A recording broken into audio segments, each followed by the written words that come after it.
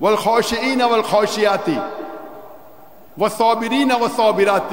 আসছে নভেম্বরে আন্তর্জাতিক ইসলামিক বক্তা ডক্টর জাকির নায়েকের সম্ভাব্য ঢাকা সফর ঘিরে তৈরি হয়েছে নতুন উত্তেজনা। মালয়েশিয়া থেকে ঢাকা পা রাখলেই তাকে ভারতের হাতে তুলে দেওয়ার প্রত্যাশা জানিয়েছে দিল্লি।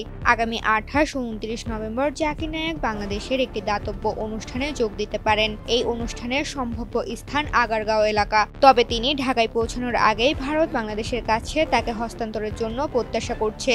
গত 30 অক্টোবর এক সংবাদ সম্মেলনে ভারতের পররাষ্ট্র মন্ত্রণালয়ের মুখপাত্র রণধীর জয়সওয়াল স্পষ্ট জানান, জাকির নায়েক একজন পলাতক আসামি এবং তিনি ভারতে ওয়ান্টেড। তিনি আশা করেন বাংলাদেশ যথাযথ ব্যবস্থা নেবে এবং ভারতের নিরাপত্তা উদ্বেগ বিবেচনায় রাখবে।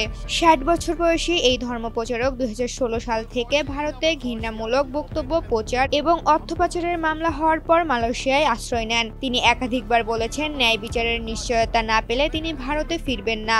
2016 সালের হলি আর্টিজান হামলার পর হামলাকারীরা জাকির নায়েকের বক্তৃতায় অনুপ্রাণিত ছিল বলে খবর আসায় বাংলাদেশেও তার প্রবেশে নিষেধাজ্ঞা জারি করা হয়েছিল। কিন্তু সম্প্রতি শেখ হাসিনা সরকারের পতনের পর সেই নিষেধাজ্ঞা শিথিল হয়েছে। এই প্রেক্ষাপটে তার ঢাকা সফর এবং ভারতে হস্তান্তরের প্রত্যাশা আন্তর্জাতিক অঙ্গনে নতুন আলোচনার জন্ম দিয়েছে। ঋতুপর্ণা, জনকণ্ঠ।